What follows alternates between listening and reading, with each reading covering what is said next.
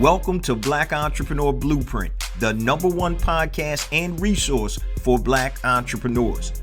I'm your host, Jay Jones, and Black Entrepreneur Blueprint was created specifically to educate and inspire Black entrepreneurs to launch, build, and grow successful, sustainable businesses.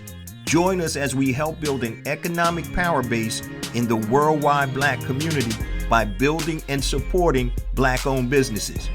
If you're currently an entrepreneur or want to be an entrepreneur, you're invited to join us each and every week here at Black Entrepreneur Blueprint. Welcome to the BEB family and get ready to elevate your entrepreneur IQ. Welcome to the Black Entrepreneur Blueprint, episode number 410.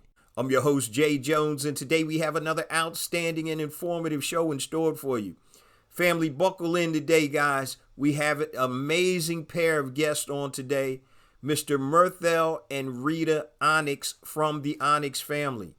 Now, if you haven't heard of the Onyx Family, go to onyxfamily.com. But let me give you a little info on them before we jump into today's show. Now, Rita and Mirthell decided to create a media company based around their family and their children. What they've done is no less than amazing. They have over 3 billion views and over 7 million followers on social media on all platforms. And the concept was, let's take a look at our Black family and what we do well and share it with the rest of the world. And as I just mentioned, the success has been amazing. It's a multi-million-dollar media business, and they actually use the talents of each of them, and they display them through the Onyx Family ecosystem of shows, products, and things of that nature. So make sure you tune in and grab your notepad. But before we get to today's episode, I just want to share a few things with the BEB family. First and foremost, I want to welcome all first-time listeners to Black Entrepreneur Blueprint. Welcome to the BEB family. Please stick around until the end of today's broadcast, and I'm going to share all my social media contact information and resource links, such as the link to my new book, A New Black Wall Street, Circulating the Black Dollar Worldwide by Building Successful E-Commerce Businesses, 2 platforms I've created to help circulate dollars in the worldwide Black community, BeSmartByBlack.com and HireBlackFreelancers.com. Also, don't forget, make sure you check out BEB Academy, which is an online learning portal that has all types of resources and content to help elevate your entrepreneur IQ. From e-commerce content, how to start your business, form your LLC, marketing, finance, everything you need to grow a successful, sustainable business.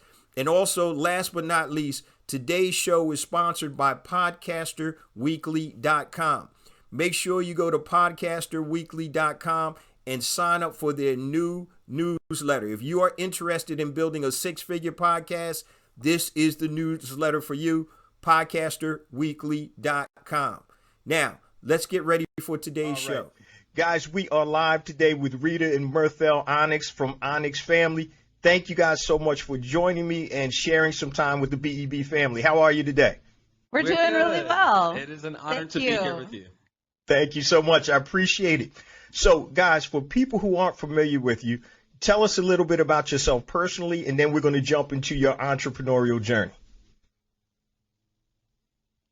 Well, my name is Rita, and this is my husband, Mirthell, and we have 4 beautiful children, and I used to be a nurse practitioner. My husband was a minister and a marriage and family therapist for 17 years, and now we work together as a family, and we have the Onyx Family brand, and we're in the media business, really. But personally, it's been an amazing journey. I think that to go from working 9 to 5, or for me, 7 to midnight as a nurse practitioner, right? Wow. And then my husband, being a minister, my time was a little bit more flexible. So we had made a commitment very early to homeschool our children. So they've always been homeschooled. I think maybe they've only been in regular school maybe a full year. Yeah. But that's it. They're all graduated except for our last one. And so during my time, I would be doing marriage and family therapy and I was a pastor. And a lot of my time, especially anyone that knows pastors, a lot of your time is dealing with the marriage and the family.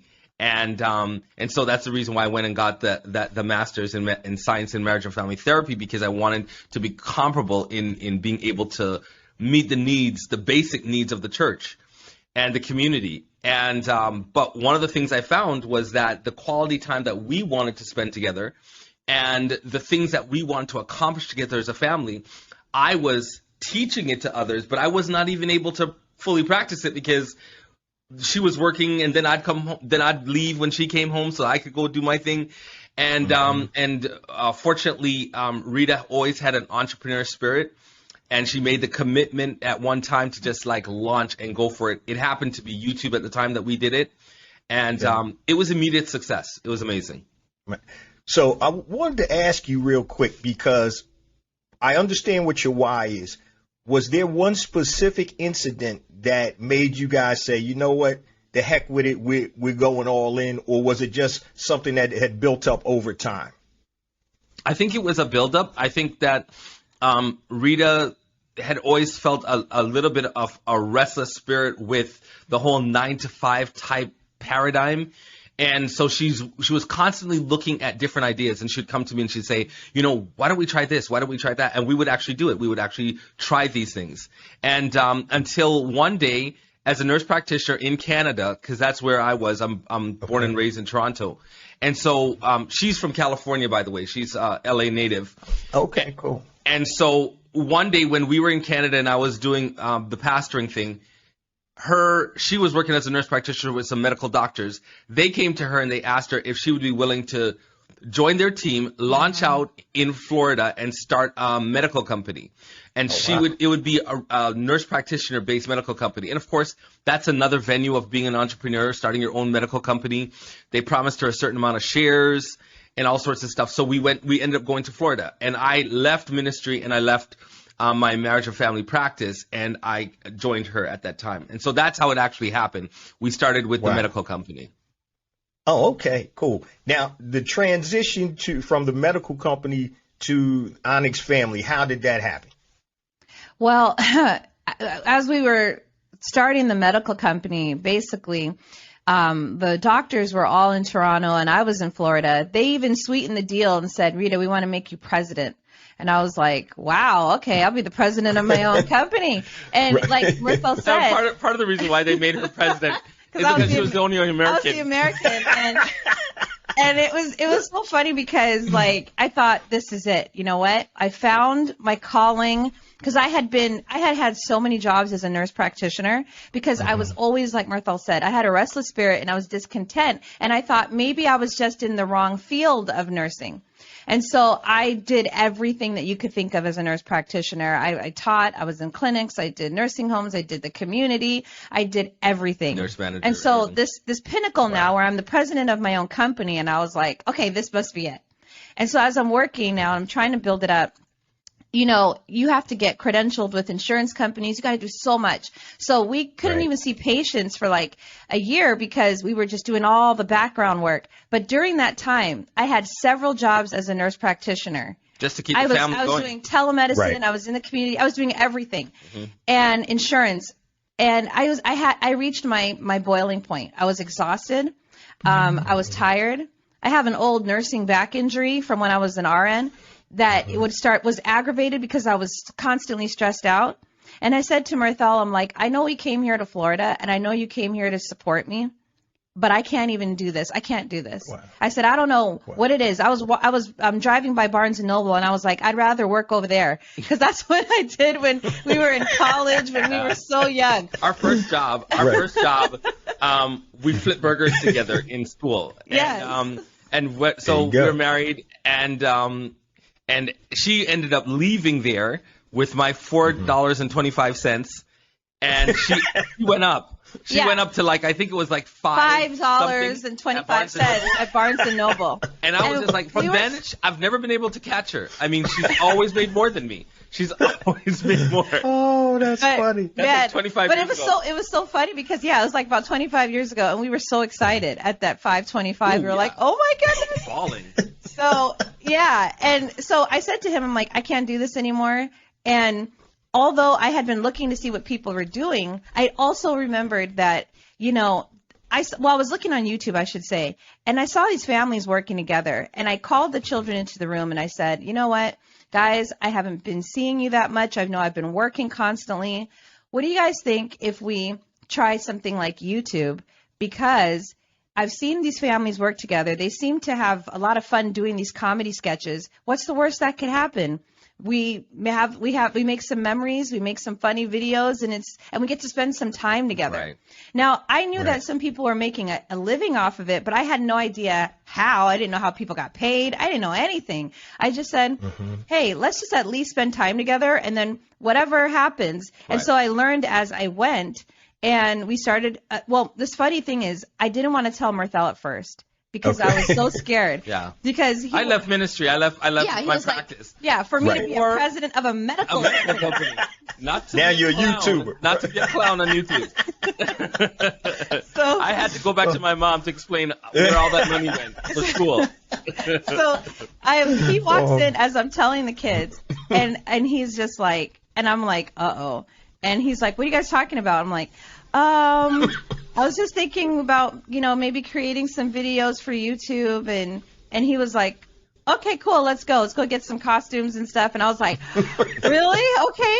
Yeah. And literally, we just started from there. And well, I really wanted something to do as well because I was Canadian. I did not have my landed status. I had just moved. And so all of that stuff was in process. So I was not even able to work. And a man, like, we have to do something with our hands. We gotta be working. We gotta be doing something. So when she gave me that option, it was an option I could take because I could actually work on YouTube without necessarily rectifying the whole immigration stuff. Yeah, exactly. That's great. Let me ask you. I've started a couple of businesses with my daughters, and a couple of them went well. But the focus. How did you get your kids to lock in and focus and commit to this vision that you had? Well, I think that what was really helpful is that we made a commitment to homeschooling our kids at a very early age. So like I said, they've never really been in school, and they've always taken direction from us as far as what we're doing for homeschool. So we truly believe in homeschooling for all families, but not necessarily the way that people think. Not taking your kids out of school. Homeschooling is a mindset. And so we believe in the mindset that parents are responsible for educating their children. So you can send them off to school and have a teacher give them some type of formal education. But at the end of the day, you need to, when you're at home and you're with them, you need to be passing on values. You need to be passing on knowledge about how to make money, how to form a legacy. All of those things are our responsibility. And so we just had a little bit more time to do that because we didn't send them to school. And so we were able to instill things. So if I am giving them purpose by teaching them how to wash dishes at the age of like 5, 6, how to do laundry, and then age appropriate things as it goes by, they're accustomed to learning from us what education is and what needs to be next and what's important and what should be priority. So that's what happened. We basically said, hey, kids, and then they were like, yeah, let's do it, But I also think that it was, young people, I think it blew up within the last few years especially, but I think around that time, young people were even more getting on YouTube. So it was something that they were interested in. I don't think that maybe if it had been another type of job, maybe we would have had more trouble. But at that point, it was like, cool, okay, let's do YouTube. I want to be a YouTuber. They had their favorite YouTubers. And they were dreaming like they were going to be that YouTuber. So families have always worked together. And so it's such a perfect model when you're able to bond with your children, pass values, have fun, and at the same time be teaching them how to live life, to launch them. The monetization, Rita, you had mentioned that, right? So when you started out, was there a specific monetization idea or platform, or did you just say, hey, let's go out and build this and we'll figure out what happens as it moves forward? It's interesting because so much has changed over the last, I would say, 6 years since we started. I think back then there were, Instagram was not even where it was today. The more obvious choice for me was something like YouTube because I knew you get paid with AdSense. And what I wish I had done earlier was that I had started on all the social media platforms at the same time so that we could build up all of them. But at the time, we just decided to focus on YouTube because that's where I saw people actually, their lives were changing through that. So even though I focused on YouTube, I still wasn't quite sure like what happens when you do it. So part of it was learning as I go. Part of it was doing a whole lot of research as well to just see like, once you put a video up, like what do you do? Right. So it's funny because we put one video up, we got like about 9 views, and I'm like, well, where are the millions of views? I know there's millions of people on YouTube. What's going on? And that started my odyssey into doing, like I said, a lot of research, like how to make videos that are compelling, how to make thumbnails, how to do search engine optimization, how to title your videos, how to, like everything you could think of. And I think we started in November of 2015, and after that had happened for the first, like November, December, January, she did research during those 3 months. And came back after the research, keyword optimizations, all the algorithms, all that kind of stuff. She'd come back and talk to me about it in bed, and I'll just be like, I don't know what you're talking about. But go ahead, right? Yeah, and then she's go ahead, do your thing. Let's pray. Let's pray over it. And then we relaunched in March with her research, and when we relaunched, she knocked it out of the park. Wow. We knocked it out of the park, but under her leadership. It was incredible. I think that we got a viral video. We got monetized within that same month. Wow. We did so well. Well, back then you could actually be monetized immediately. You didn't have to wait for 1,000 subscribers or 4,000 hour watch time. Yeah. And the first time we looked, when we saw our first paycheck, it was like $26,000 for 1 month, and we're just like, what? Ooh, that's nice. And then the next month it was 125,000, and then the following month was like 175,000, and then it just kept going and going from there. Just it was just incredible. Correct. So speaking of that, the monetization aspect, I see you guys have a major ecosystem. So, and I apologize for not asking you this earlier.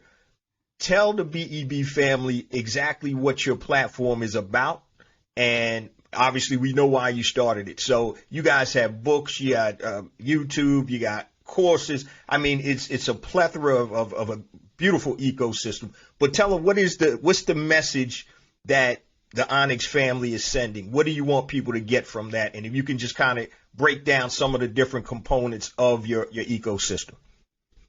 So our mission is to tell the story, feed the soul, make them laugh, heal the heart.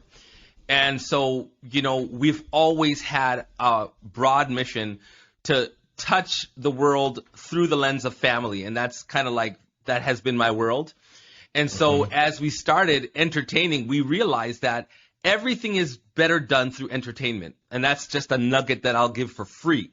If you have to sell, yourself as a dentist, if you have to sell education, don't just educate, don't just talk, make people laugh.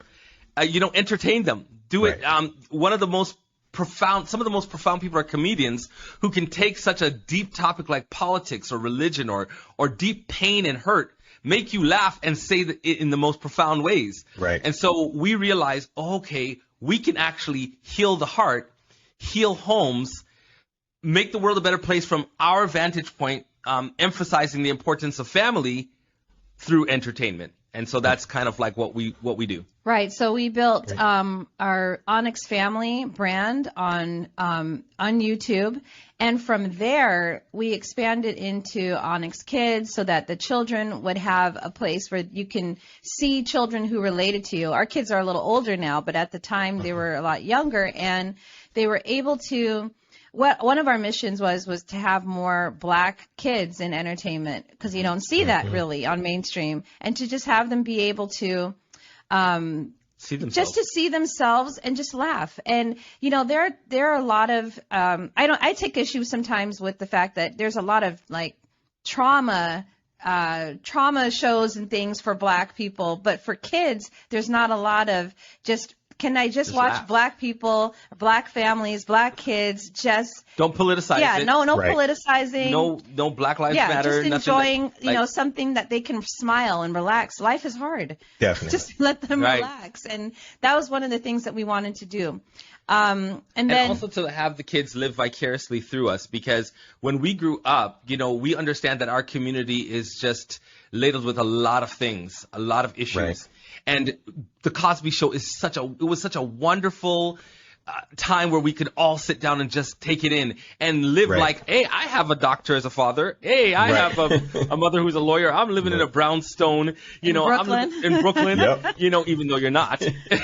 And so we understood the value of that because we went through it ourselves, and so we knew that there are going to be kids that are going to live vicariously through us. They're going to be going through all sorts of stuff in their lives, but they're going to be able to sit down and just be a part of the Onyx family and live through us. Right. And so after we started to gain a lot of views, currently we have over, can I say that, how many subscribers we have? Yeah, most definitely. We have over 7 million subscribers across our platforms and over 4 billion views on our content. And when we started, I don't think I could have ever imagined it would be that big, because I was originally doing it for my family, like, oh, let's at least, create these memories. And the mission was there, but I didn't know that it would grow to this level. But when you have that platform, you have that responsibility. We decided to really stay like, well, what are other ways that we can also reach our audience? And so we decided to self-publish books and And we also wanted to make sure that the parents that wanted their kids to read a little bit more, we wanted to support literacy. Right. So that if they're like, oh, turn off the TV like our parents used to tell us. Right. It's like they still have an option for their kids to be reading and then be able to be more, better at their reading. Right. Definitely. But one of the things that we've also really emphasized with our kids was to look at each person's look at each person's gifts and model and do something within that gifting, because we feel like it was there for a reason. So one of our daughters is very much into music. So what we did was we encouraged her to really go in that as another branch of the brand, but also to make sure that she's living out her purpose as well, her broader purpose. So that actually turned into her doing musical skits and sketches on our channel. But then what that turned into was when we now have made an animation, Onyx Monster Mysteries, which is our cartoon, she wrote the theme song and all of the episodes, all the music for all the episodes for 2 seasons. And got all the rights to it. Yeah. Wow. That's amazing. And so we do stuff like that. We are able to now parlay their gifts within the brand, and they're able to, because one of our goals is to make sure that they never feel that they have to only do one thing within the brand. Like, that's about entrepreneurship. Entrepreneurship is to discover and branch off and branch out, I should say, not off, but and continue to build the brand together. And so that was another way that we reached our audience through music. Another one was another daughter. She's very much into health. And so she created a health brand. Now, being a nurse practitioner, I love the fact that she's into health, because it's a way that we can reach our audience, especially young kids. We have a lot of health leaders within the adult space, but not necessarily for the younger generation. Yeah. So we wanted to make sure that we are always at the forefront of the newest trends, technology, things like that. But then also, like Mirthell said, on a more wide base, people love food, and Mirthell is really into. He's such a good cook. He's such, like, I always call him my personal chef because he's so good. So we also have a brand where we're reaching people through food, Right. And so I had a. You going to invite me over to dinner, man? You going to invite me over to dinner for the show? I saw that, man. The food's looking good, bro. All right, my man. Where you guys based out of? Right now we're in Los Angeles. We're in Los Angeles. I just came back from LA last week. So next time. Yes. There you go. But cool. we fortunate. We transitioned to a vegan lifestyle several years back. I'm the struggling one, on and off. I'd say 90%, plant-based. But I'll fix these vegan meals, but I'll do it in our flavor as an African American community. That's what's up. And I remember I had the privilege of being on Dr. Oz, where he featured one of my dishes, which is like a shrimp boil. Wow. But it was a vegan shrimp boil. Man. So, yeah. So just encouraging us as black men, and especially as black men, but the entire family, that we have unique health challenges. And so giving different kind of options so that you don't have to give up your culture, but you can continue to eat good, but eat good. Right. Yeah, exactly. Well, one thing, I want the light bulb to go off to all the BEB family here for a minute. I just want to digress for a second. You guys talked really about building a platform, and everything else is coming off of that platform. And that's why I always talk on the show about the importance of building a platform. Now, once you build the platform, there's so many different ways to monetize and connect with your audience, just as you guys have done based on what your audience wants. And I tell people, your audience will tell you what they want from you. Oh, man, can you talk about this a little bit? Can you do a children's book? Can you talk about cooking or whatever? And without the platform, the foundation of that, it's very hard to make consistent income. So I always use the example of Amazon Prime Day, right? I said, all Amazon is doing is promoting to their database. Okay. I said, you can create Prime Days with your business. If you build your platform and your database, hey, today we're doing a sale on whatever. And guess what? Your audience is big enough, you're going to make money. So it's cool to make money on the one-offs, but if you can build a platform, the monetization opportunities are endless. And so I really want that light bulb to go off to the BEB family and look at what Mirthell and Rita are doing. And what I really love about it, guys, is I talk about your genius, which I call the intersection of your passion and your talent. And you're allowing your children to express themselves and also learn how to build a business and affect other people in a positive manner. And I also want to commend you guys, too, because in terms of the black family structure right now, a lot is going on, a lot of single parents raising kids. I just think it's so paramount if mothers and fathers, can stay together, because it makes a big difference with the kids. People may think, no, it doesn't. It makes a big difference. They need that balance, that yin and that yang from the parents, and build a solid foundation. And it's so funny. I looked at some of my oldest daughter, actually, and my youngest daughter's friends in college. They, went to pretty good, colleges, and they said, Dad, most of our parents' families are, they're still together. I mean, and I was like, yeah. I said, not that, I'm a single parent family. My parents got divorced when I was little. I've been blessed though. But I said, just the foundation that it brings. And I just look at my girls come to me for certain things, but other things they go on to mom, right? So, and being able to have that option. So I want to give you guys kudos. Continue to spread that narrative and image. It's cool.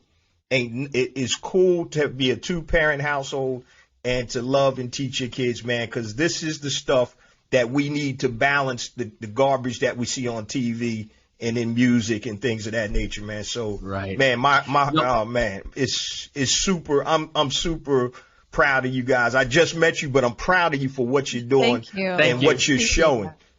Well, people. I really appreciate. It's 24 years now this year. 24 years, and you already heard our beginnings. So you hear a lot of gurus. You hear a lot of gurus out there. Hey, what does he make? He doesn't make enough. Go get yourself a good quality man, or all these stuff is out there. I mean, the high quality, high value. That's the word. I cook for my wife. You know what I'm saying? That's it. Yep. I've always held down the job for until we transitioned to entrepreneurship. I have no problem being under her leadership when it comes to money, because God has given her the gift of being able to make money. So we complement each other very well. And then I have such respect for persons like yourself, because my wife, she was raised by her grandparents. You know, she wasn't raised by her mom and dad. Her mom and dad were young when they had teenagers. I was actually going to say that, like, one of my motivations to make sure that our family stays together is because I did not have that.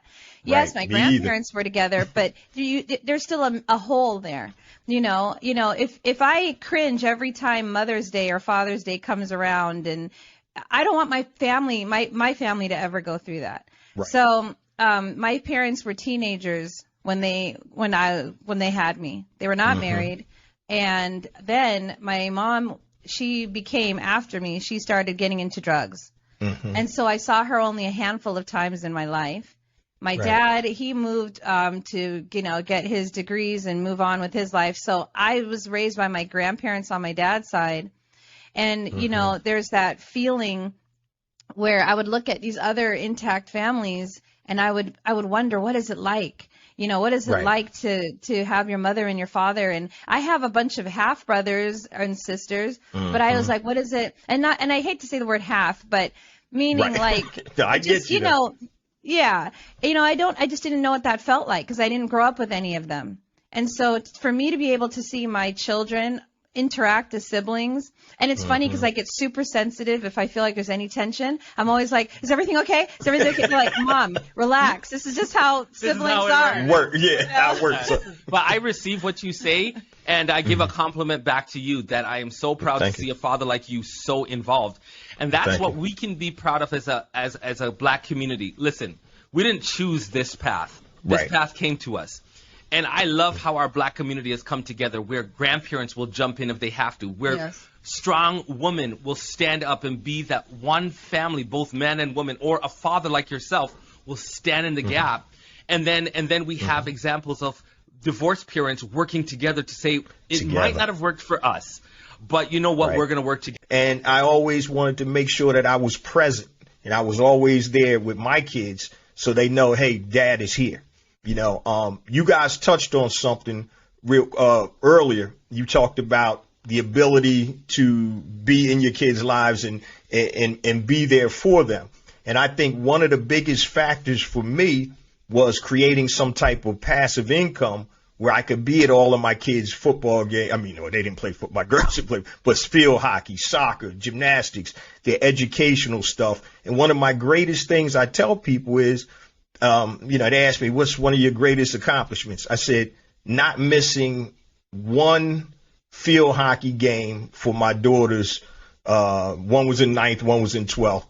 I went to all the home games, all the away games, all the scrimmages, all the AAU games, Florida, wherever it was. And that was a blessing for me to be able to be present. So my kids knew, hey, Dad is here. I'm a constant. And that's something that entrepreneurship gave me. My kids' friends, they said, does your dad work? Oh, yeah, my dad works. He makes good money. But I was there. And that's what entrepreneurship did for me. I always wanted to be present so my kids know that dad is always there. Absolutely. I wanted to touch real quick, guys, on branding, right? And you guys we had mentioned earlier, how can black families build their own online brand or business? What is your thoughts on some of those, on that question? Well, it's funny. I get that question a lot because, people see what we've done and they're just like, how do I do it? And my thought always is first, like, assess your family. And like, for example, I say that though, but I also say be adventurous and try different things, because prior to this, as a nurse and a pastor, I would have never thought we would make comedy.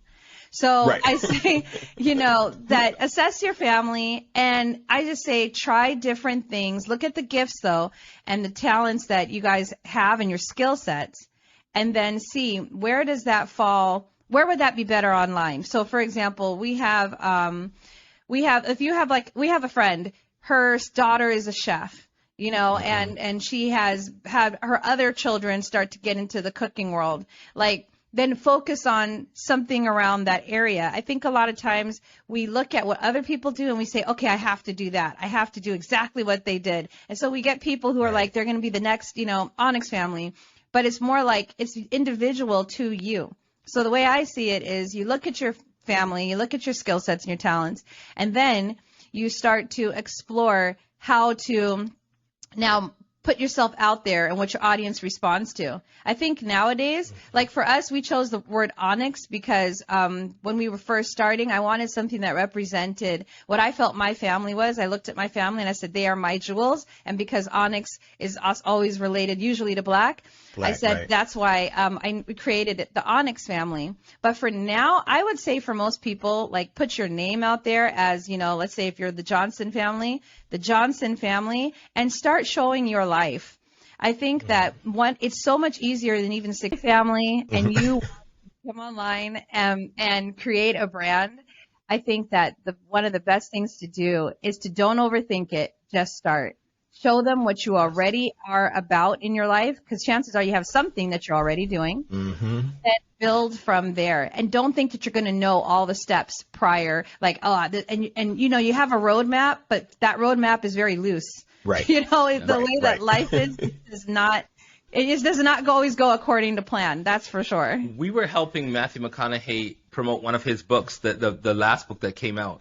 And he had a really profound idea that talked about green lights. And he talked about his mom told him about like the object lesson of an arrow and a target. Right. And he considered himself the target in a sense that he doesn't go out looking for opportunities. He allows opportunities to come to him. Okay. We had our cartoon. My children were sitting around the table with the producers of the Proud Family. The producer of the Proud Family was on our project. Wow. And they were able to, my daughter, these are now her heroes. She's sitting at the table writing with the writing team. That's amazing. My other daughter is creating music for that. And so what God is saying to us, we're people of faith, he will bring the opportunities to us. And so what our faith believes, that's why we keep on talking about your God-given gifts. God has placed things in you. Honor that. Honor what he's given you. Because when you honor that, he will draw the opportunities to you, and he'll put you in high places you could not have dreamed of. And that's what faith is. Faith is seeing the things in advance before they even come. And when they come, you're happy, but you're not overly surprised because that's the God we serve. My goodness. Man, I was going to ask you guys a question about a time that you struggled or had setbacks. How did you get over it, and what did you learn? You kind of mentioned it, foreclose your house, a car, and all that type of stuff. Talk to me about the mindset that it took from you guys, because I know I almost lost it all twice myself, so I kind of know how it goes. But talk to me about the mindset and what got you through that situation or situations like that. Man, it's funny because I think that when you go through those situations, there's a lot of personal lessons that you learn about who you are as a person. And during that time, you would think that we would have had money. I was working as a nurse. I don't even think I was I was a nurse practitioner at that point. He was a minister, marriage and family therapist, but life is just hard. It was complicated. Sometimes, you just can't get ahead. And because of my discontent with my working, I never stayed at a job long enough to really be able to build. I always had some reason, some excuse. Well, no, Mirthell, I can't work here. I can't work there, because, this is happening. Or sometimes it was out of my control. I went and got a job at this hospital, not knowing that they had financial issues and the hospital closed within a few months. Oh, so my goodness. It was like some things were out of my hand. Some things were because of me. And what happened was it got to the point when we got to a head where also he was working in Toronto and we were in Buffalo at the time. So I had to cross a border every single day to go to work. And my goodness. And I was making money Canadian, and the Canadian dollar was low. It had went down to like 70 cents. Right. So once you transfer with banks and everything, I'm making like 60 cents on the dollar. So we just could not keep up. So we made the decision, okay, you know what? We're going to have to just make some radical decisions. So the first mindset is now you when you realize that you have nowhere to go except, because you're at rock bottom. Right. It's time to make radical decisions and change up everything, because what you're doing is obviously not working. And so for a time, Mirthell had to, what I did was I applied for a job, and I decided I was going to help my grandparents for a bit in Texas where they were. And during that time, I had also applied to be a nurse practitioner in Toronto. We were just going to relocate to Toronto so that we can be closer to where he was working, and I could just somehow be able to maybe build up from there. But what I didn't know was that it was going to take a year. And during that year, I still needed to work. So I decided to now go and help my grandparents down south. And I got a job kind of immediately, able to build up. And then I was able to make decisions now, like, okay, what do I want to do? Now I told Mirthell, I said, hun, I really want to be serious. I'm going to make sure I stay at this job. And, I want to make sure I change my whole mindset on this, because I really like the fact that we're now able to build up. And he was like, hun, you fulfilled what you wanted to do. Now it's time for us to come back together in Toronto. But I was so scared because we had just lost our house. We had a car repossessed. I was scared to now leave this job that I was doing so well at, go back to Toronto, because now it was like, okay, this is only supposed to be for a time. And one of our biggest values was making sure our family is together. So I was only gone for about 4 months, but I was so nervous about money. I was almost about to say, you know what? I don't care. I'm going to stay down here. But what happened was, see, this is how God works. I had no clue, again, that I was in a job that was about to get bought out. So I was over there working. This job gets bought out. And but before it got bought out, you made the decision that you were going to come back. Yes, I did make the decision I was going to come back. But I started to see, it was based off of principle. It's very true. I knew that I needed to go, but I also saw my decision validated by when I started to see where things were going. So definitely I did a lot of praying and a lot of introspection again. And I said, it's more important for me to have my family together. So I said, Mirthell, and the funny thing is that job was trying to get me to stay. They were even saying, we'll hire your husband to be like a chaplain. Wow. They were doing everything for us to go down there. But inside we knew that, at the time his calling was to make sure that he was, we knew his calling was to be a church minister in Toronto. And so we decided to come together as a family. And as soon as she came back, she decided to come back, even though she was going to be in my mom's basement. She didn't know where she was going to work because her license didn't go through.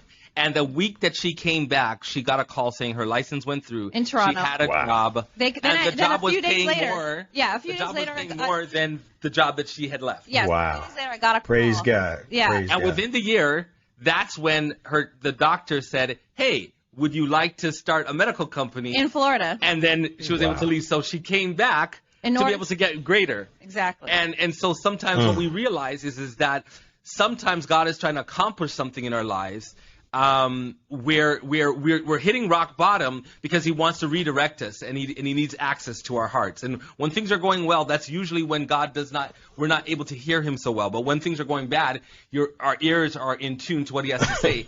And so so when we hit rock bottom or when we were hitting life-changing situations, we start getting excited. There's a part of us, let's keep it real. There's a part of us that gets excited because we know that God is about to do something, and all we need to do is go on his frequency. Where have we strayed off of our values? Where have we strayed off of the path that, we felt impressed?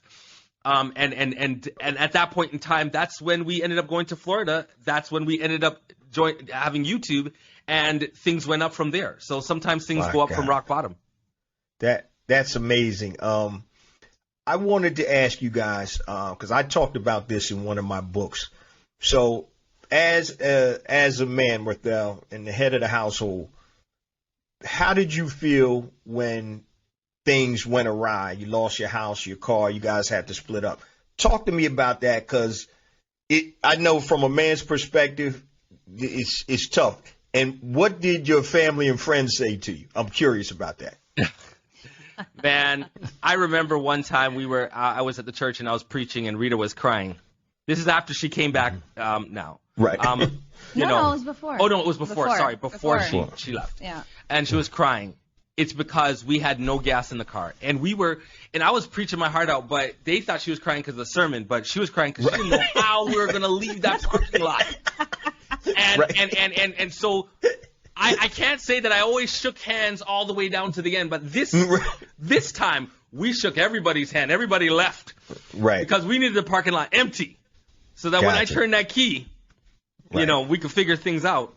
Well, there was just enough gas to get to the bank. When we got to the bank, my account was in the negative, and I had to beg the bank officer to please. My paycheck is in there. You see it. It's just that I can't get it because it's trying to make up for the negative, and they were going to make it full on Monday, on a business day for processing.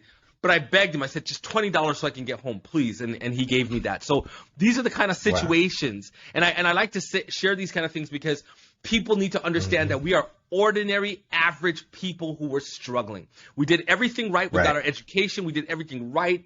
But the system sometimes is against the average person. But not only that, because my thing is not, I didn't do everything right. I did do. Well, we didn't do anything.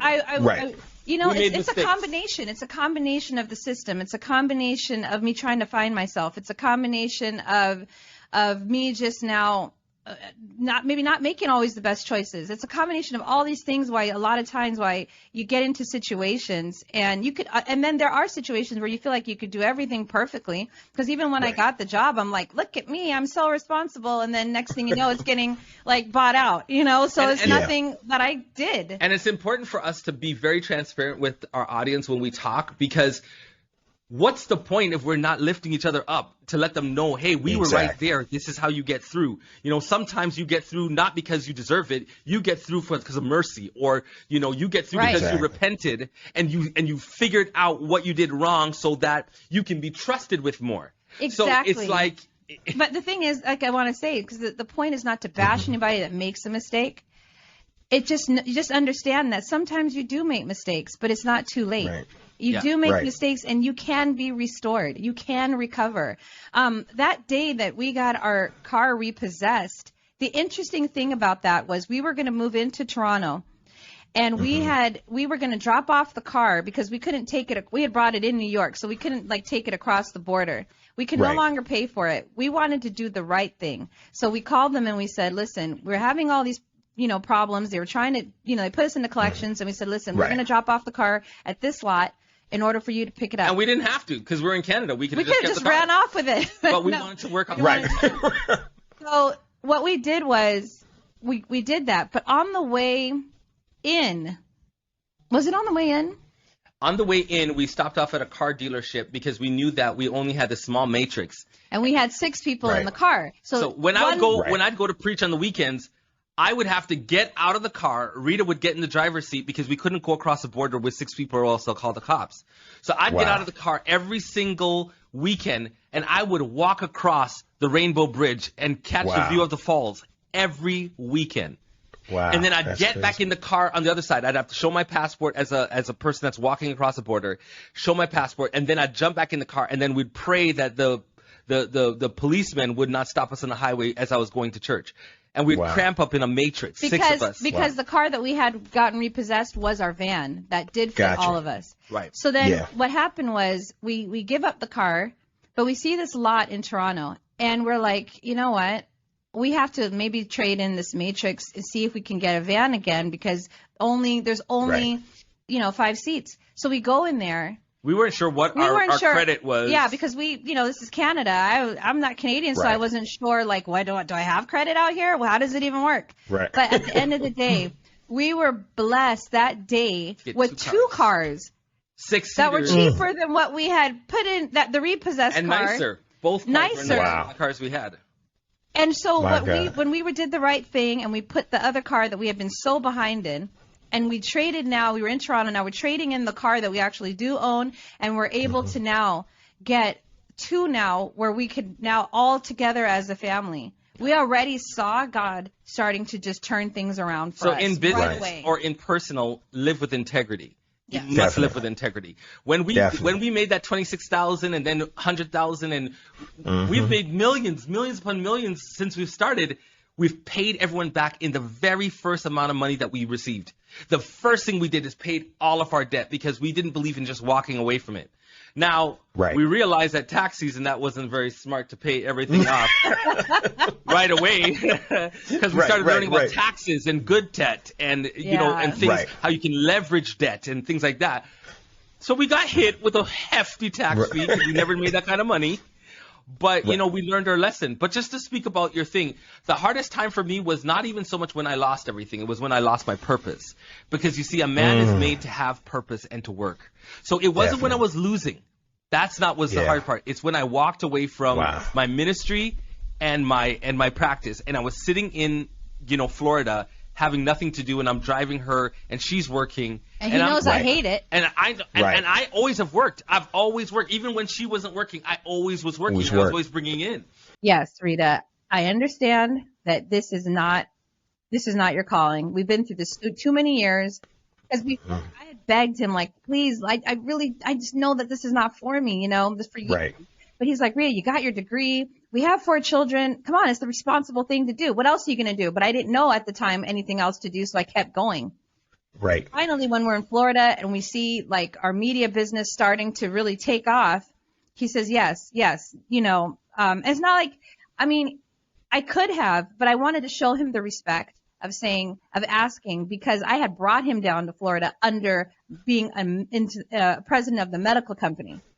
So I didn't feel like just turn around and just say, okay, well, now I'm going to stop. It was another thing that I was just like, you know, listen, you called it. You were right. Thank God for rescuing us with this other business that we're just starting, because at the time we still didn't know where it was going. So it was still another risk by saying, yes, Rita, go ahead.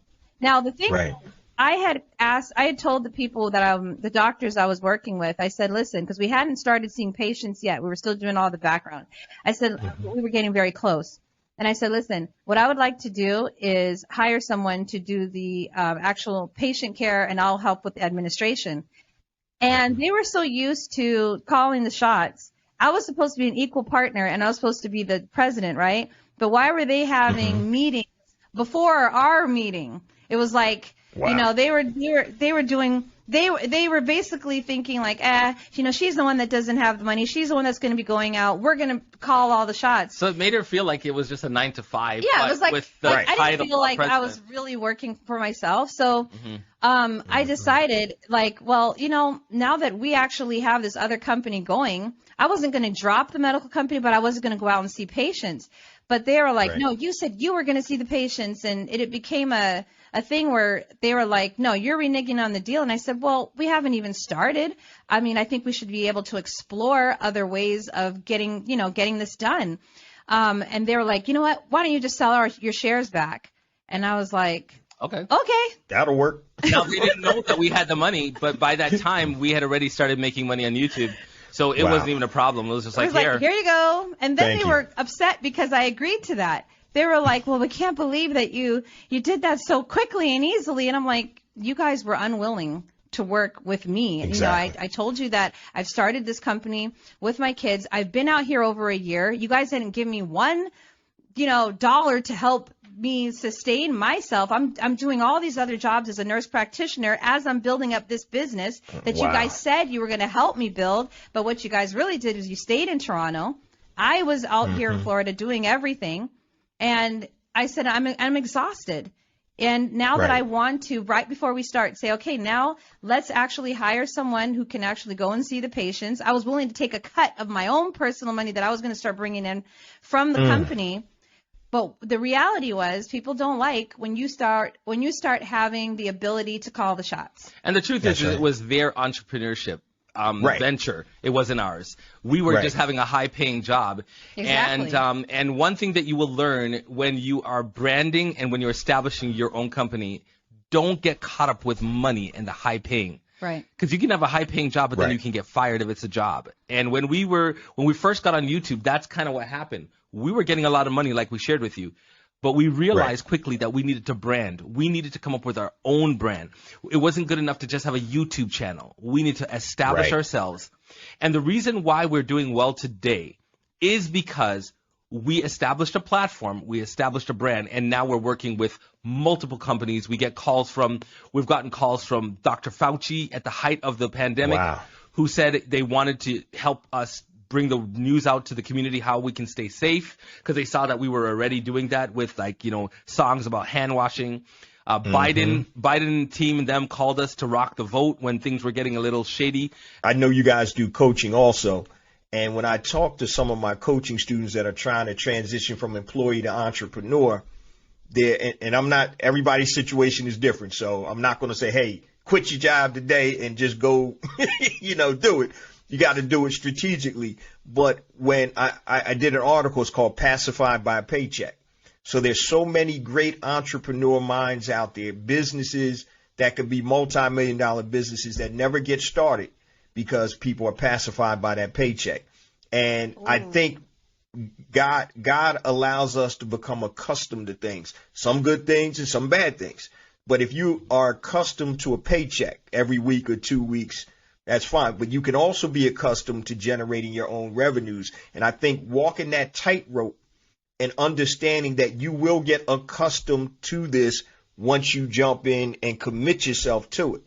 And I think that people are scared to do that because they may know that they're not going to fulfill their true destiny or follow their dreams, but they're satisfied enough or pacified enough that this paycheck is going to keep me from where God wants me to be. And that's something I always pray. I don't pray for my kids for money.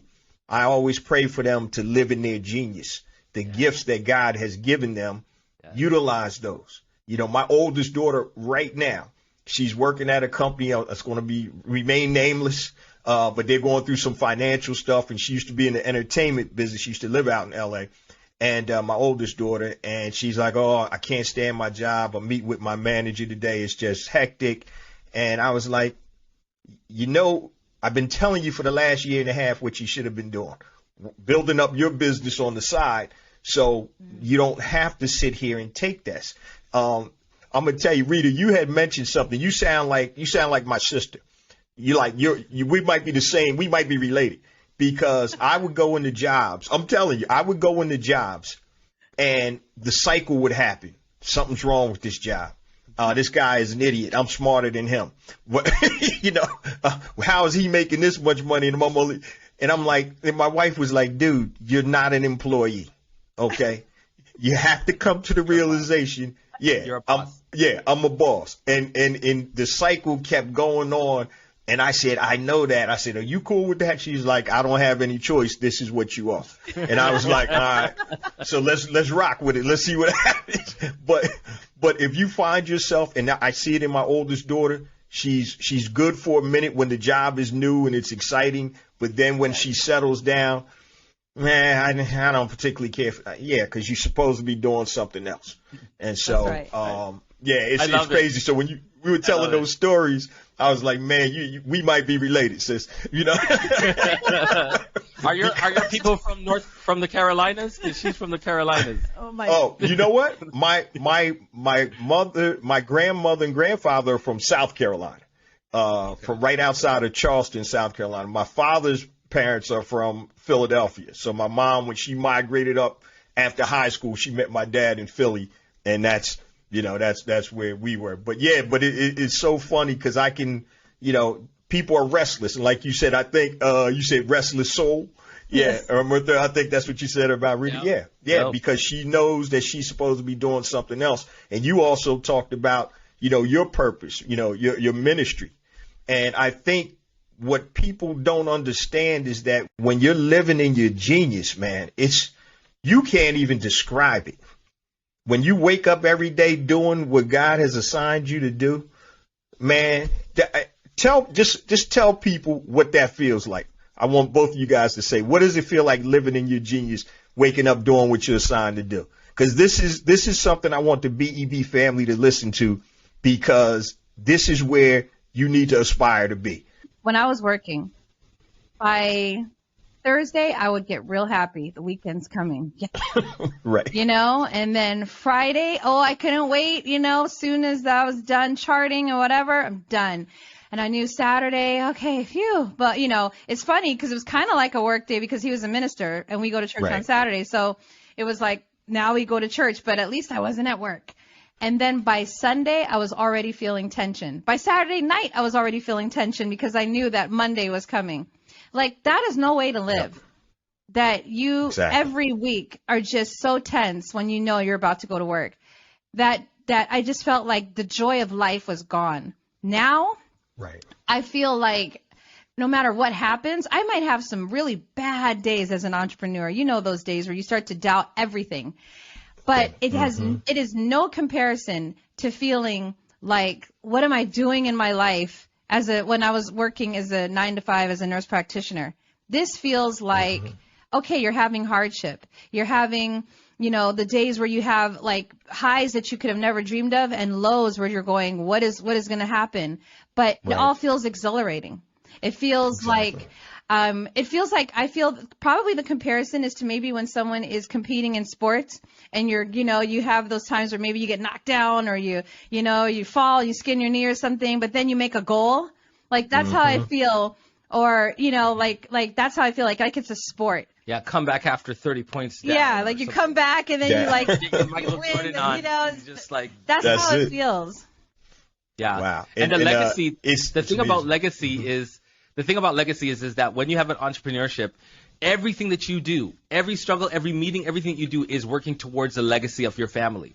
But when you work for somebody else, everything that you do is working towards their legacy and their family. So if you work for a company, guess who you're building? Their children's wealth, that man's wealth, or that woman's wealth. When you work for yourself, as little as it may be or as much as it may be, everything that you do from the time you wake up in the morning, you're building towards your own legacy. It's a benefit. I'm only going to hold you guys. I got 2 more questions real quick. First question is, in terms of the money, how do you divvy it up with the kids? Are they on salary or I was just curious about that. Oh, it's funny because when we first started, one of the things that I immediately made sure that we did when we incorporated was that everybody was an owner of the company on the book, so that they knew that they were working for it themselves. They weren't just working to build up mommy and daddy's bank account. That they were building a company for themselves and for their children as well and their families. So the way it is that, we obviously have accountants and everybody gets paid.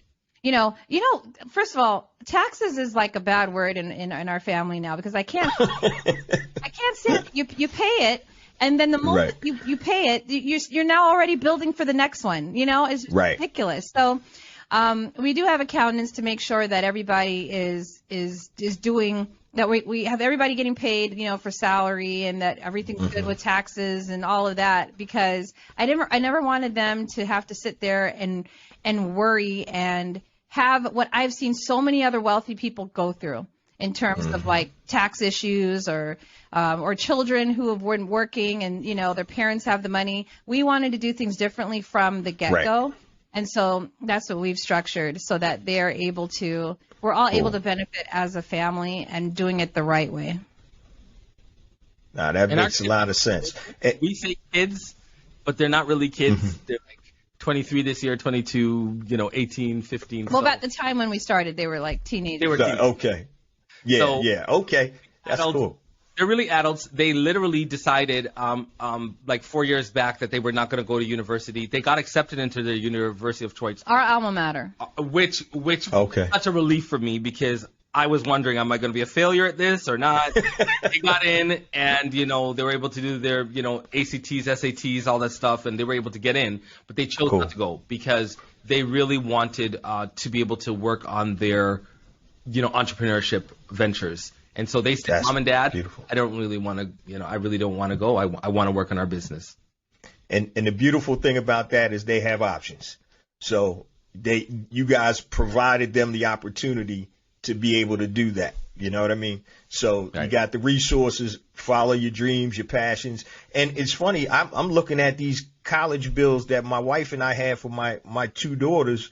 One graduated from Duke and the other University of Virginia. Ooh. And literally, and I told them, so if you go on to grad school, it's on you guys, because we took care of all of that. I said, we'll do that. But, the money that we had to spend to do that, invest in it, I'm just like, man, I said, if I had that, I could have bought another house somewhere, right? Somewhere, even in L.A., maybe the hills or something. With something. But I was like, man. But my oldest is an entrepreneur. She's not quite ready yet. She's going to probably make the jump, and my youngest eventually may make the jump. I think they got to get beat up by corporate a little bit to understand, this versus that. And and I'm like, yeah, go ahead and get your hard skills, leverage other people's resources. Then when you're ready to jump, go ahead and do that. Don't let them just use you. You use them also. Right. So we'll see what happens with that. The last question I wanted to ask you guys, and I'll do ladies first, so it's going to give Mirthell time to figure out his answer. But if you had the opportunity to have a conversation with one person, living or dead, Rita, who would it be and why? Oh, man, that is amazing. I love that question because we ask ourselves that question sometimes, each other that question. And it's funny. It's going to sound cliche, but I really would like a chance to talk to Oprah because for me, being a dark-skinned Black woman in this entertainment space, she has been such a model of building from nothing, a model of living and moving with purpose and switch the model. At the time, I know if you remember, there was Jenny Jones and there was Donahue and there was all these people. And for her to say no, I don't want to do trash. I want to actually build up people, and uplift people. And then to see her being blessed like that, to see her thrive like that. And then on top of that, to really build all these wonderful brands, because I'm very much into how to, continue to further our brand. So it's like I admire the fact how she was able to, take that talk show and have, her magazine, have her channel, have her, her network, period. And so for me, being in this entertainment space, being a dark-skinned Black woman, and even being on the bigger side now after having all these kids, I just feel like she's a really great model. So I know a lot of people will be like, oh, there's other people. But for me in this space, it fits for me to be able to meet and talk with her. Yeah. Cool. All right. How about you, Mirthell? Maybe this is also cliche, especially for a minister, but the person. If you say Jesus, Mirthell. Well, the person was. I've got that answer. Once alive, then dead, now alive again. Yeah. So they're both dead and then living again. And I know, honestly, I truly look, she's the money person. I'll just be honest with you. She truly is a money person. And my focus has always been really, surrounding around mission. And so when you're looking at mission, you have to, every single family that is in entrepreneurship needs to look at short-term plans and they need to look at long-term plans. You need to be knowing your mission statement is the thing that you're doing today that will accomplish your vision statement. And your vision statement is what is in the future. And no company, no brand, no person will ever be able to make it unless you have a good vision, which is long-term. Now, some people's long-term is, maybe 10 years. But I always challenge people to go beyond 10, go beyond 20. Go now 100 years from now. Go now 1,000,000 years from now. Where are you going to be? Where are you going to be? Wow. What are you going to be doing in 1,000,000 years? What are you going to be doing in 2,000,000 years, in 1,000,000,000,000 years? You messed up, or you could be wanting to start a company and you have not, and you don't feel like you have what it takes, and you feel like you're at rock bottom. I know that you can take yourself from rock bottom. That could be the solid foundation that you start from. Assess the situation. Where have I gone wrong? What could I do better? This is going to be the firm foundation that I build on. And when I look back and I see where we were and where we were emotionally that would cause us to throw our rings out there, that's some tough stuff. We were in a tough spot. Right. But look at where we're today. Don't give up. Don't give up. Keep pressing on. Wow. And you're gonna be able to make it. And that's what I want to leave with the audience. Don't give up. Have faith. Rita, did you want to have anything, close on out with anything? Or just amen? Man, I think amen. I feel like he wrapped it up. And I just want to say, though, when I said, I said, you're going to say Jesus. And it's like this running joke between us in our marriage because he's always been very, very spiritual minded. Well, I've always been very, very business minded. And obviously I want to see Jesus one day too. It has actually really helped balance, balance each other. And, it's true. I could say Oprah, I could say Michelle Obama, I could say all these other people, but none of them have helped me to where I am right now. It's all been God. It's all been Jesus. Because if there's any lessons I learned, it's because of him. If there's been any blessings that I've received, it's because of him. The fact that we're able to our marriage has stayed together, and we've gone through a lot.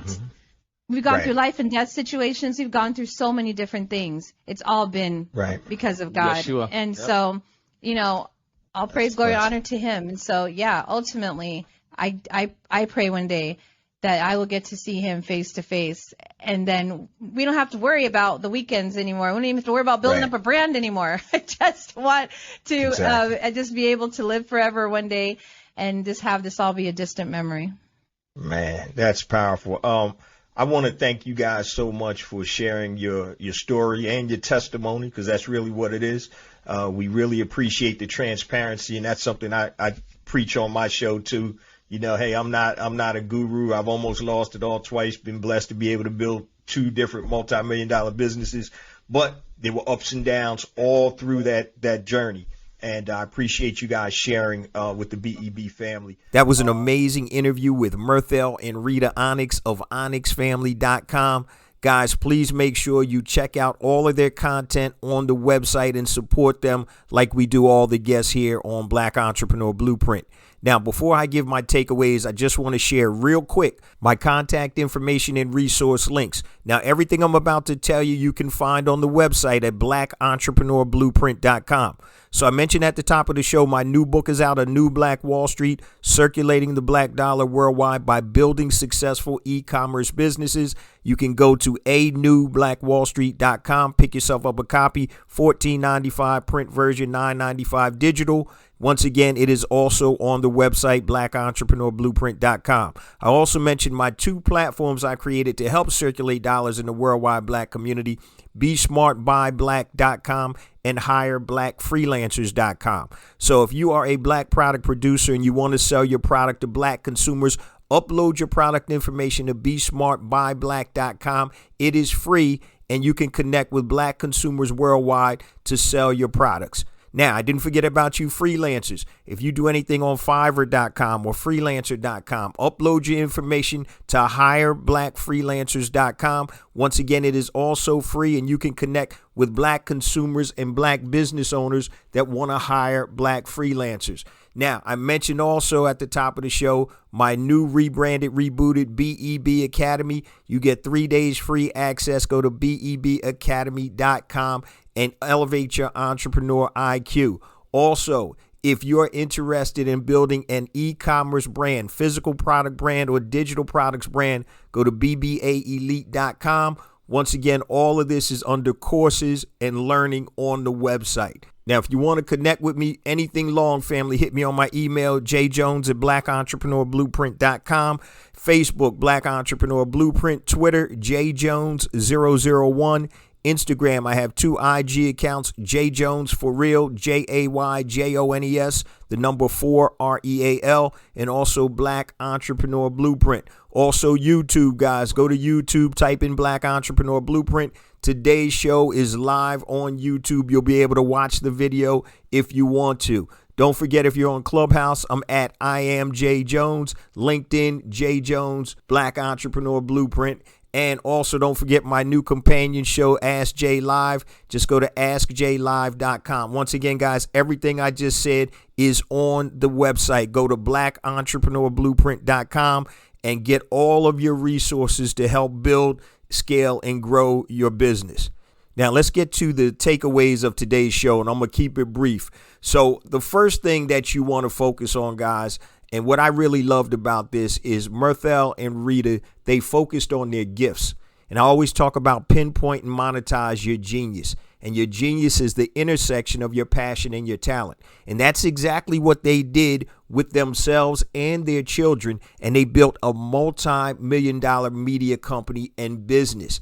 And the reason that they're so successful, or one of the reasons is because they're doing what comes natural to them. So I want to remind you guys, if you're listening to this, I'm doing a promo right now on the course, Pinpoint and Monetize Your Genius. Just go to bebgenius.com, bebgenius.com, and enroll in Pinpoint and Monetize Your Genius, and then use the coupon code GENIUS97, and the course will only be $97. Normally it's $247, but I'm doing a promotion where it is only $97, and that's for the first 10 people that use the coupon code. So if you go to bebgenius.com and for some reason the coupon code isn't working, that means that you were not one of the first 10. And I'm telling you guys, the highest form of entrepreneurship is being able to live in your genius. And that was one of the questions I asked Mirthell and Rita in today's show. And when you get to that point, it's literally nothing that I can explain to you in terms of how that feels. It's living in your purpose. It's waking up every morning excited to do what you've been assigned to do. And so that's why if you're interested in the course or living in your genius, which I think should be the penultimate goal for everybody, all money isn't good money. You want to make money by doing something that you love and something that you have a gift in. But the problem is most people can't monetize it. So make sure you go to bebgenius.com and use coupon code GENIUS97. Another quick takeaway is when Mirthell and Rita talked about losing their home and their car, and they actually had to live separately for a minute so they could get everything back together. And what I want you guys to understand is when you become an entrepreneur, or if you currently are an entrepreneur, you're going to have trials and tribulations. The key is, are you going to be able to stick it through? And one of the things that makes you stick it through is when you're doing something that you enjoy doing and something that you're passionate about and are talented in. And so if you're doing something that you don't really care about and you're just chasing the paper, many times when times get hard, all you're going to do is basically go try to find another way to chase paper as opposed to focus on your purpose. That's why Pinpoint and Monetize Your Genius is one of the best courses out there that I've ever created. And it's probably the most impactful course because it helps you align what's in you and it helps you monetize that and allow you to be able to live in your genius. And the last thing I wanted to share in terms of my takeaways was being able to create a platform. And I always talk about that. So when Mirthell and Rita spoke about their platform and their ecosystem, you can go on their website and you can see the plethora of content that they have and also of offers that they have. And it's all made possible because they have a platform. People can go to the website and see the platform. They can buy the books. They can watch the YouTube shows. They can actually watch the cartoons. They can actually listen to the music. So it's all about building a platform, guys. The faster you guys understand that and really implement that in your businesses, the better off you're going to be. Now, as I say each and every week, guys, we get more and more downloads because of you, the BEB family. Please continue to spread the word about the podcast, the new website, the resource for Black entrepreneurs at blackentrepreneurblueprint.com, and also the BEB ecosystem. You know, we drop every Monday morning, 5 a.m. Eastern Standard Time on all your major platforms and YouTube.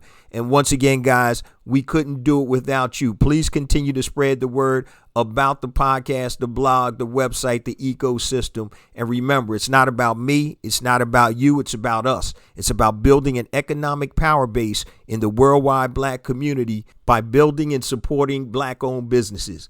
Love you guys. See you same time next week. Peace.